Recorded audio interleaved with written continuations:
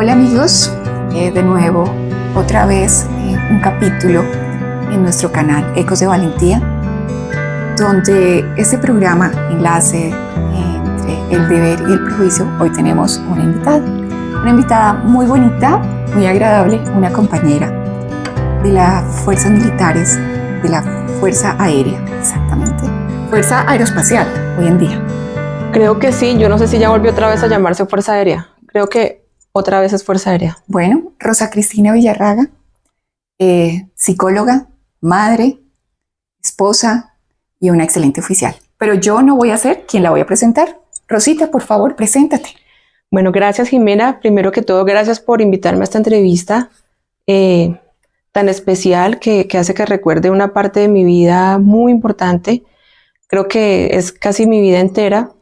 Yo soy Rosa Cristina Villarraga, soy oficial retirada de la Fuerza Aérea, soy psicóloga clínica, experta en familia y en pareja, soy terapeuta de familia y de pareja, y últimamente estoy desempeñándome como Personality Change Maker, una herramienta súper innovadora en cambios de personalidad. Básicamente pues eso es lo que hago. En la Fuerza Aérea estuve por más de 20 años. Soy madre de 2 hermosas hijas, Mariana y Laura, que tienen 18 y 19 años. Estuve casada durante 20 años con un oficial de la Fuerza Aérea que desafortunadamente partió de este mundo hace casi un año. ¿Qué más te puedo decir de mí? Que a pesar de haberme retirado hace más de 6 meses, hace más de 6 años de la Fuerza Aérea, la llevo en mi corazón y creo que eso nunca va a cambiar. Gracias, Rosita. Recordemos que estamos patrocinados por AFIPRO, honrando su servicio y apoyando su futuro. Una labor muy bonita también que hace con nuestros pacientes con cáncer. Entonces, recordemos siempre seguir a AFIPRO. Rosita, todo lo que tú me cuentas es fantástico y creo que engrandecen a la mujer, engrandecen a la madre, engrandecen al oficial de la Fuerza Aérea. Pero con nuestro diálogo honesto, con este diálogo que es del corazón, es de la fibra más delgada de la mujer, cuéntame un poquito qué te motivó a unirte a la Fuerza Aérea y cuál fue ese bichito que encontraste para unirte a la Fuerza Aérea. Pues mira, Jimena, que yo pienso que hay cosas que nacen con uno. Yo recuerdo que toda la vida tuve como el interés por las fuerzas militares. Mi mamá me dice que yo desde muy pequeña le decía: mami, cómprame unas botas de policía. Yo quiero unas botas de policía. Y fui creciendo y siempre supe, incluso cuando entré a la universidad, siempre supe que quería hacer un trabajo que trascendiera un poco el simple hecho de trabajar por una remuneración salarial. No quiero decir que eso me haga especial, pero pues te quiero contar que lo sentía siempre así, que quería trabajar por algo que fuera más allá de mi salario. Amaba mi profesión, amo mi carrera, creo que no hubiera podido ser nada diferente a ser psicóloga, pero no quería que se quedara ahí. Entonces siempre pensé en la policía porque como que conocía a más personas de la policía y es como la fuerza y que hemos más... tenido acá sentados a personas maravillosas como mi general Bustos, como mi coronel Marta Elena. Hemos tenido personas maravillosas acá.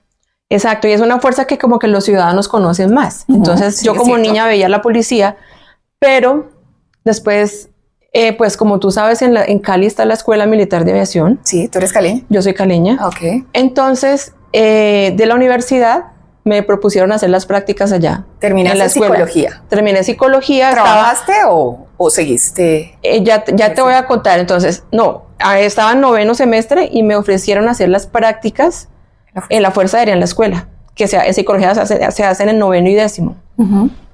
Fui a hacer las prácticas a la escuela y ahí pues conocí la Fuerza Aérea y me enamoré completamente y encontré como la respuesta de la vida a eso que siempre había sentido, que era tener una misión especial.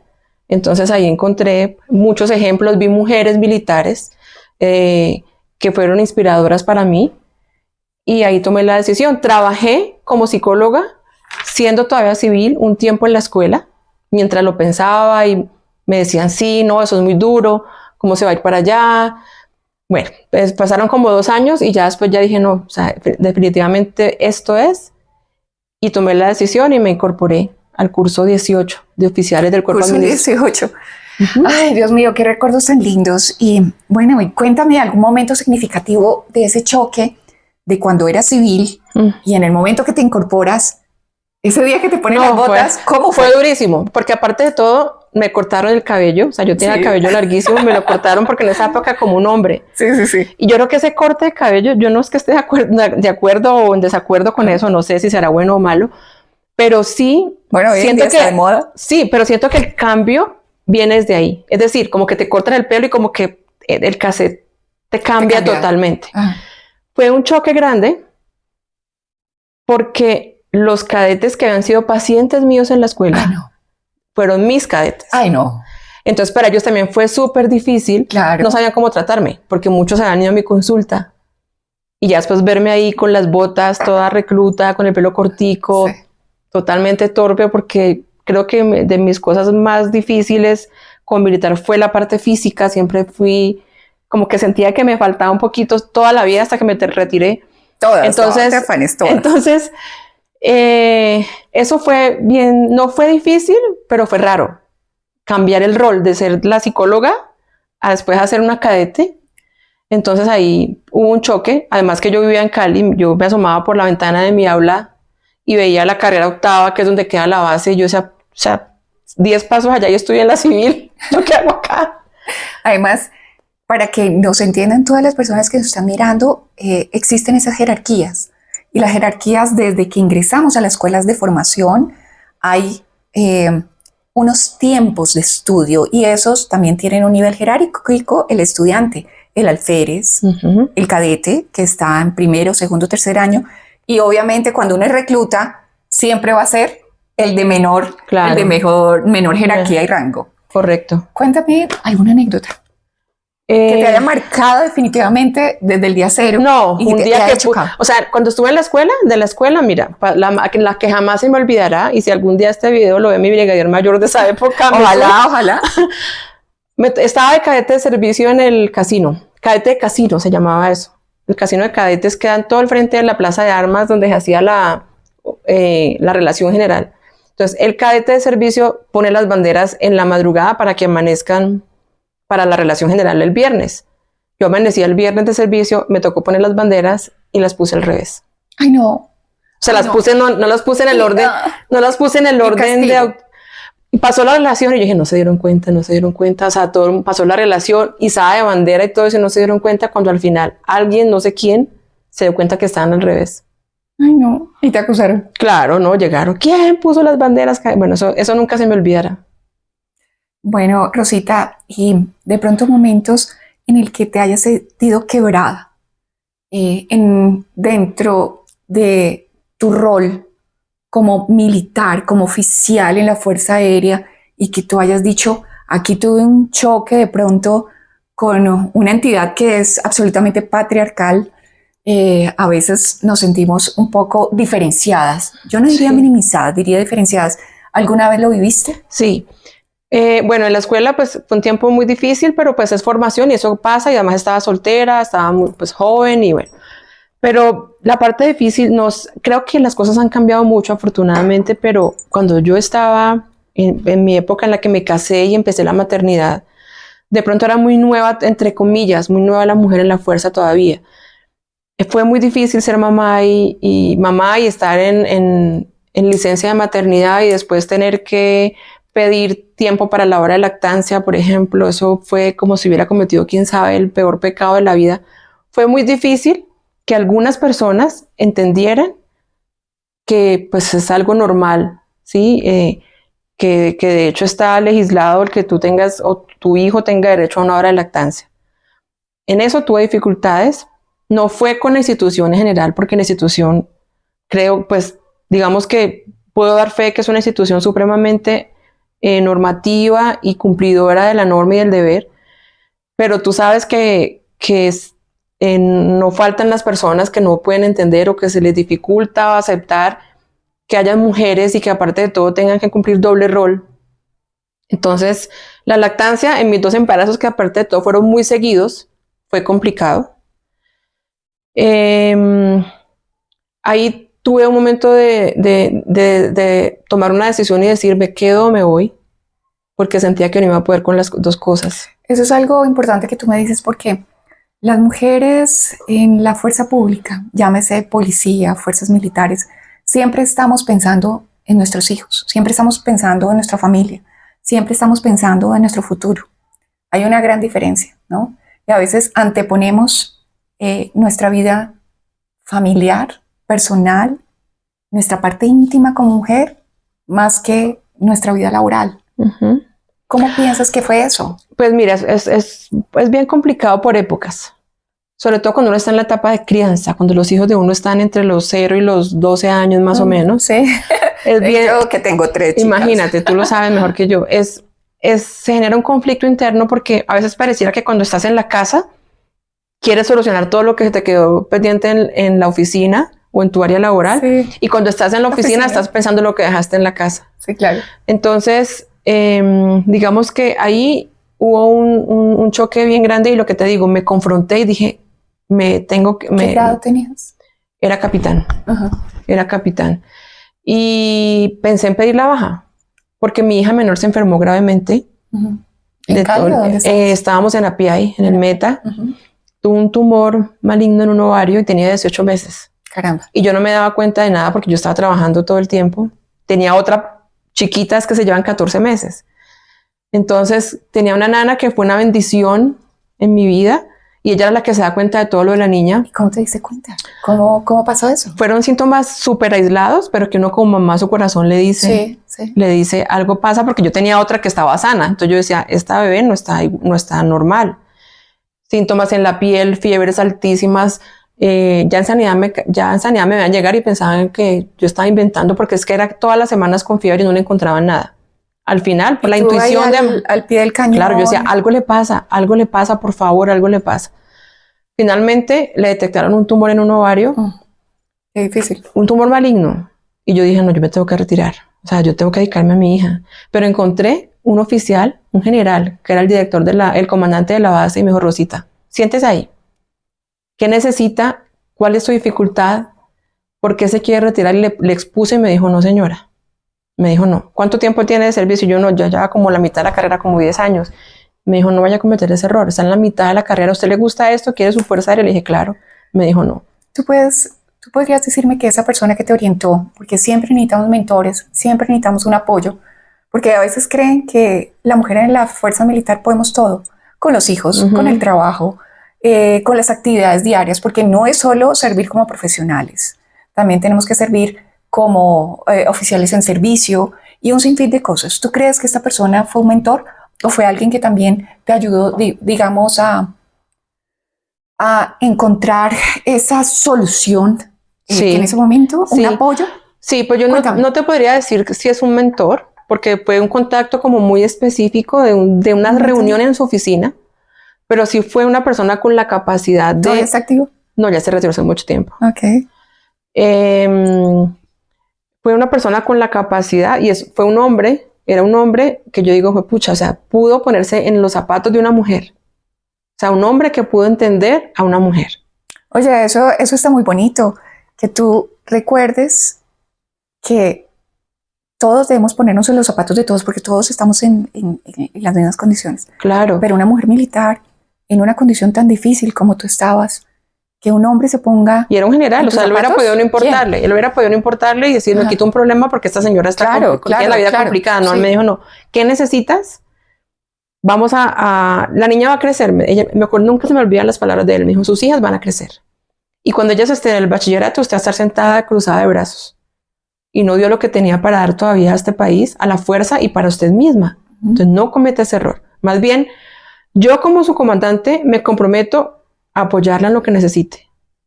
Y si hay algo del contexto que no se adapta a lo que usted necesita, habla conmigo. O sea, yo eso nunca lo olvido y lo agradezco. Yo creo que ya se lo olvidó porque, pues... Pero eso yo nunca lo olvido. Bueno, mándale un saludo desde acá. Sí, muchas gracias, mi general Acosta. Bueno, eso es muy bonita. Qué bonito, eso muy probablemente nos puede ver en algún momento. Sí. Y de corazón agradecemos a todas esas personas que nos apoyaron, que nos dirigieron, que nos orientaron y sobre todo que se pusieron en nuestros zapatos. Sí, en mis botas. Sí. En nuestras botas, no zapatos. Rosita, yo sé que es un poco complicado a veces hablar del corazón y hablar de que la mujer en las fuerzas militares, en la policía, nos ven siempre como una atadura, nos ve como si estuviéramos una coraza, pero por dentro somos absolutamente sensibles y vivimos todo lo que el diario vivir normal como una familia. ¿Tú quisieras contarme algo de ti? Algo que haya sido muy profundo y que te haya convertido en otra mujer hoy en día, estando en las fuerzas militares.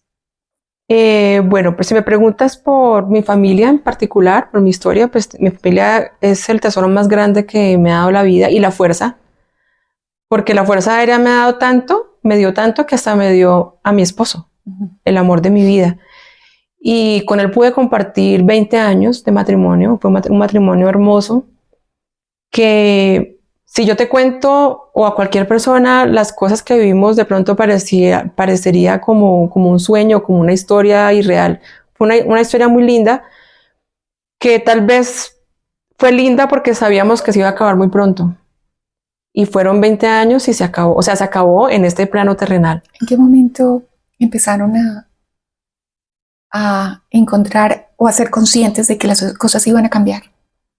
¿En qué momento? ¿Y cómo fue ese choque de que ustedes sabían que algo iba a pasar, pero pues que estaban luchando de pronto en contra de esa situación difícil? Yo tengo que ser muy sincera contigo, Jimena, y con las personas que nos ven, es que en ningún momento pensé que él se iba a ir. Pienso yo que era una fe muy grande. No sé hasta qué punto era fe, hasta dónde llegaba la fe, hasta dónde llegaba la negación de pronto de aceptar que era un cáncer. Mi esposo murió de un cáncer supremamente agresivo, que se lo llevó en 9 meses. Entonces fueron 9 meses en los que él me demostró su estirpe de guerrero, porque ni los aviones que voló, ni los combates en los que muy seguramente pudo estar, requirieron de tanta valentía como lo fue enfrentar un cáncer como el que él tuvo. Y también tuve que sacar yo esa fortaleza y esa casta de mujer para poderlo acompañar y ver el amor de mi vida, pues irse como de alguna forma apagando, como una lucecita que se va apagando poco a poco. Entonces me di cuenta que se iba a ir el día que se murió Jimena. ¿Y tú qué mensaje darías de esa fuerza, de esa fortaleza a los momentos tan difíciles que vivimos en el país por 1000 situaciones que en este momento no las voy a traer a colación, pero esas personas que están viviendo situaciones similares a las tuyas de enfermedad, en las que han perdido todas las fuerzas para luchar, porque todavía nosotros no aceptamos que después de la muerte también hay otro proceso, ¿no? Sigue la vida de nuestros hijos, sigue la vida familiar, sigue la vida personal. ¿Qué mensaje darías, mi Rosita? Pues mira, Jimena, yo trabajé mucho tiempo con personas en duelo y nunca pensé que tan pronto en mi vida iba a tener el duelo más grande de mi vida. Lo único que yo puedo decir es que no es imposible seguir viviendo, que mientras tengamos vida, tenemos la responsabilidad de vivirla, a pesar del dolor que puedas llevar por dentro. Que es importante que encontremos en la vida una razón de ser, que encontremos un motivo, un propósito. Y si tenemos propósito, tenemos la posibilidad de sobreponernos al dolor. Es lo único. Que encontremos un propósito, un norte, para poder seguir mirando hacia dónde voy, a pesar de que hay dolores que nunca se van, ¿sí? Cuando uno tiene hijos, pues se facilita mucho más porque tú tienes un motor que te impulsa a que te levantes todos los días y pues no pares. Pero si no tienes hijos, siempre debe haber algo que dependa de ti. Siempre. Todos tenemos algo que dependa de ti, así sea una mascota. Pero en un militar o una familia militar, pues muchísimo más. Entonces, encontrar el propósito de la vida, tratar de encontrar un sentido, nos permite seguir caminando y seguir siendo felices a pesar de la tristeza. Porque entre felicidad y alegría hay una gran diferencia. O sea, yo puedo tener momentos alegres, puedo tener momentos tristes, pero si yo tengo sentido, puedo decir que estoy feliz siempre. Entonces la vida no se acaba, es decir, mientras yo esté respirando hay vida. Mi esposo me enseñó eso, o sea, él murió de pie, Jimena. Estuvo una sola noche en UCI, una sola noche. Me llevó 2 días antes llevó a mi hija al aeropuerto manejando, tomó decisiones hasta último momento. Entonces yo digo, sí es posible y no hay necesidad de ser un superhéroe ficticio para tener esos superpoderes, de sobreponerse al dolor físico, al dolor emocional, al dolor de la partida. Y el dolor de saber que va a dejar a lo que más ama, ¿no? Que es, eso me genera muchas preguntas porque estamos dejando lo que más amamos. Sí, él se fue luchando. Claro, no, yo no dudo que Camilo hizo. Se fue luchando, pero también sé que lo aceptó cuando tuvo que aceptarlo en su sueño profundo, porque al final pues, lo sedaron para intubarlo. Bueno, eso es toda una historia de otro capítulo. Pero... de un libro quizás. Sí, pero se fue luchando. Y ya después de esa lucha, lo único que podemos entender mis hijas y yo como familia es que tenemos el mejor ejemplo de la vida en él, que tenemos que honrar su memoria. Y creo que también eso es un mensaje para las personas que se quedan y pierden sus familiares, es que parte del duelo para mí es honrar la memoria del que se fue. Porque si yo me quedo encapsulada en el dolor, no estoy haciendo nada por ese otro que quisiera estar en mi lugar y quisiera estar respirando. Entonces, cuando yo tengo momentos de caída, sobre todo en las mañanas, que debo confesar que a veces es difícil el despertar, yo a veces digo, ¿cuánto daría Camilo por tener esta posibilidad de respirar y de pararse hoy? Entonces lo hago en honor a él. Y eso como que me impulsa. Qué lindo, Rosita, y qué inspirador en estos momentos tan complejos, que muchas personas están viviendo lo que tú estás viviendo o lo pasaron o quizá lo van a pasar y necesitan unas palabras consoladoras, pero sobre todo de fuerza, de fortaleza y encontrar un sentido a la vida, ¿no? Sí, y lo que tiene sentido a la vida son nuestros hijos. Sí. Es lo que hacemos y qué mejor que la Fuerza Aérea te lo entregó, también se lo llevó, sí. Pero te dio todo, nos ha dado todo, las fuerzas militares nos ha dado todo. Y tú en ese rol que vamos a pasar un poquito, ese rol de familia tan lindo y tan inspirador, ¿cómo ves a la mujer en la Fuerza Aérea hoy en día? Bueno, la evolución ha sido total, o sea, ha sido muy grande, la Fuerza Aérea avanzó, yo no podría decir que rápidamente, pero sí en este momento ha sido a pasos agigantados, es decir, el cambio ha sido muy grande. Ya las primeras oficiales de escuela son coroneles, hay pilotos, y digamos que se ha roto un poco el mito de la mujer en la institución. ¿Tú recomendarías a esta mujer o a las nuevas generaciones que quieren ingresar a la Fuerza Aérea, a la Armada, al Ejército, a la Policía, que lo hicieron con momentos tan difíciles que está pasando el país en este momento? Claro que sí. ¿Por qué razón? Sí lo recomiendo porque precisamente lo que el país necesita es gente que crea en que este país tiene un futuro. Sí. Y gente que crea que a pesar de que somos mujeres y somos diferentes a los hombres, porque no podemos pensar que somos iguales, tenemos roles diferentes en la vida, en la familia. Eso no quiere decir que no tengamos la capacidad de desempeñarnos adecuadamente en una institución castrense y de aportar nuestro grano de arena como mujeres. Porque así como somos diferentes en las habilidades y en las capacidades, pues tenemos muchas cosas para dar como mujeres a la institución. Entonces, una visión femenina puede ser la cereza del pastel en muchos proyectos. Y ahora que tú dices eso, ¿tú crees que es muy bajita la cuota que tenemos de mujeres en las fuerzas militares? Yo creo que sí. ¿Qué piensas? Yo creo que sí es bajita todavía, pero es un tema de país, Jimena. O sea, creo que es un tema de país porque en todos los ámbitos que tradicionalmente han sido masculinos, todavía sigue siendo muy baja la cuota de mujeres. Entonces, pues eso trasciende a todas las entidades y pues la fuerza militar no es la excepción. ¿Y tú crees que ese es un tema de política, es decir, políticas institucionales, o es un tema de entendimiento, de comprensión y de aceptación de los hombres frente a las mujeres en las fuerzas militares? Pues mira, las políticas están escritas, ¿sí? Las políticas están escritas. Bueno, hasta que yo me retiré de la Fuerza Aérea había una oficina de género en mi jefatura. Sí, en Ejército también. Es un poco entonces, joven, ¿no? pero mira, el hecho de que exista una oficina de género es porque es un tema que todavía genera como curiosidad. O sea, eso debería ser tan natural que no existiera, sencillamente igual y ya. Pero hay una oficina de género que lo que hace precisamente es verificar y estudiar esas políticas, hacer que se cumplan y velar porque se cumplan, ¿sí? Pero como te digo que es un tema de país, entonces también es un tema que trasciende a las familias, en las que de pronto las mujeres todavía estamos siendo criadas para tareas femeninas, entre comillas. Sociales, sociales, Exacto. familiares. De hecho, mira, Sí, de en las entornos mismas sociales. carreras en medicina, hay especialidades que las mujeres casi no son recibidas en las especialidades. Te puedo hablar de la estadística. En este momento están entrando 6 mujeres. El 60% son mujeres. Imagínate.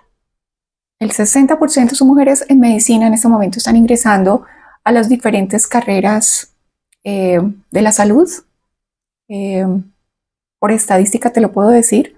Obviamente es un rol muy bonito, muy cercano, digamos, que la mujer tiene, porque tenemos una condición, digamos, por nuestra misma genética, nuestra misma forma y perspectiva de ver el mundo, pues es natural.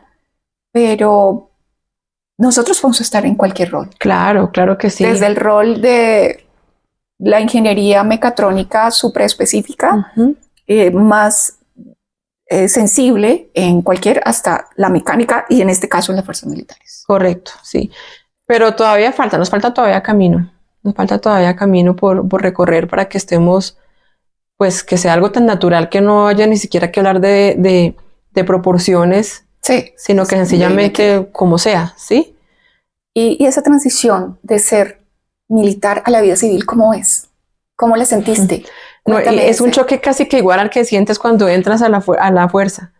Es decir, también fue difícil. Caerse de la cama. Exacto. Yo puedo el día que me puse el uniforme la primera vez, que me quité el uniforme, casi no me lo quito, me quedo y me iba llorando hasta que mi hija me dijo, mami, ya te puedes quitar el uniforme. Yo lo tengo guardado, Rosita, lo tengo guardado, yo no lo puedo negar, lo tengo guardado por allá en un rinconcito, lo tengo guardado. Y cada mensaje que me entraba de saludo, de felicitación o de despedida, lo que fuera, era una llorada. Bueno, fue difícil quitarme el uniforme porque finalmente se convierte como en tu coraza.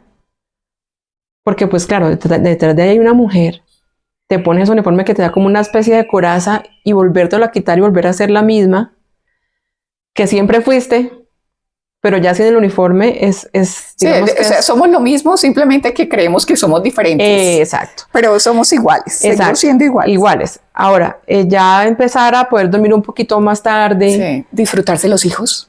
Disfrutar la familia, pero mira, o sea, es tan complejo que al principio, y no te miento que todavía a veces me pasa, me siento mal si me levanto un poquito después de las 7 de la mañana, 8. Me pasa lo mismo, yo me levanto a las 5 normalmente. Exacto. Entonces uno dice, pero ¿por qué estoy durmiendo tanto? Y a mí, mi esposo y las niñas me dicen mucho, tranquila, relájate, o sea, ya trasnochaste. Mi esposo me decía, porque yo le decía, oye, yo me despierto como con sentimiento de culpa, yo veo que todo el mundo ya está trabajando por la ventana y yo aquí, me decía, cuando te pase eso, piensa en todo lo que trasnochaste, que no fue poquito, en todo lo que dejaste las niñas, en todo lo que tuviste que irte, entonces relájate.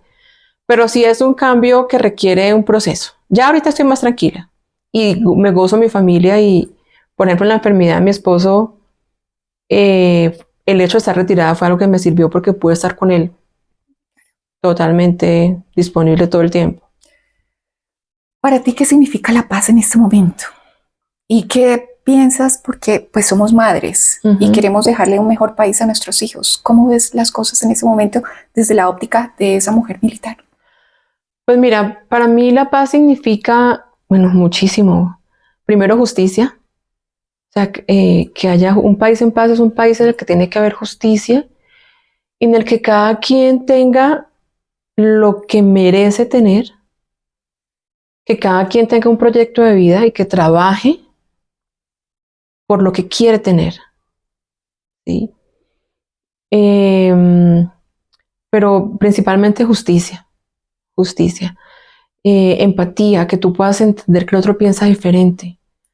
Y esa empatía no solamente tiene que darse desde el privilegio hacia el, entre comillas, no privilegio, sino sencillamente de cada lugar, o sea, entre de aquí para allá y de allá para acá, ¿sí? Todos debemos entender que la historia de cada persona es distinta y que no es culpa de nadie haber nacido donde hayas nacido. Sencillamente son historias de vida. Cada historia es diferente por algún motivo que si esta vida trasciende a otras, después vamos a entender. Pero yo he entendido que cada vida es como debe ser. Entonces, a veces siento que son muy juzgadas las personas que de pronto tienen un poco de comodidad o tienen una vida un poco más tranquila en ciertos aspectos, como si fuera un pecado. Y eso impide la paz. Es cierto. Sí, es cierto. Porque genera resentimiento. Sí, tienes toda la razón. Somos un país absolutamente inequitativo, desigual, pero por ese mismo concepto. A veces esa desigualdad viene desde nuestro corazón, ¿no? Uh-huh. Es un conflicto interno. Exacto. Ni siquiera es un conflicto externo de una sociedad, sino desde el interior de las personas. Uh-huh. Cómo la perspectiva lo vemos diferentes, el A o el B, cuando todos somos iguales. Pero tener un poquito más, un poquito menos, un esfuerzo más, un esfuerzo menos, te hace distinto. Y te hace para que sea motivante, para que te traten diferente. Exacto. Y eso sí, tienes toda la razón. ¿Qué mensaje le darías a todas esas niñas que hoy van a entrar a la Fuerza Aérea y que te quieren seguir y que quieren seguir esta carrera tan maravillosa que es ser oficial en las Fuerzas Militares? Yo lo que les diría es que no paren, que van a haber momentos de dificultad, que van a haber momentos de quererte ir, pero que cuando tienes una buena razón, puedes soportar hasta los momentos más difíciles de la vida. Entonces, nunca perder el norte. Si tú no pierdes de vista tu norte, tú el trayecto, por más difícil que sea, lo toleras y lo disfrutas. El problema está cuando está muy nublado el sentido y muy nublado el norte. Entonces, siempre tener un objetivo grande a largo plazo y unos objetivos también corticos para ir cumpliendo. Y el tiempo pasa y no te das cuenta hasta que ya está como estamos nosotras hoy en día. Ya retiradas, felices. Y disfrutando. Estamos tranquilas, pero pues no significa que no esté en nuestro corazón todo lo que diariamente nos enseñaron las fuerzas militares. Pero sí, niñas, sigan adelante. Este es un bonito mensaje que Rosita, la coronel Rosa Cristina Villarraga, nos deja hoy. Y bueno, recuerden que hoy ustedes están allá en el otro lado del puente. Mañana van a estar acá. Pero todo hay que construirlo. Todo es una escalera, todo es un peldaño. Y hay que hacerlo como dice Rosita, mirando siempre un norte. Queridos amigos, bueno, se nos acabó nuestro tiempo en nuestro canal Ecos de Valentía con esta mujer fantástica que hoy nos acompañó.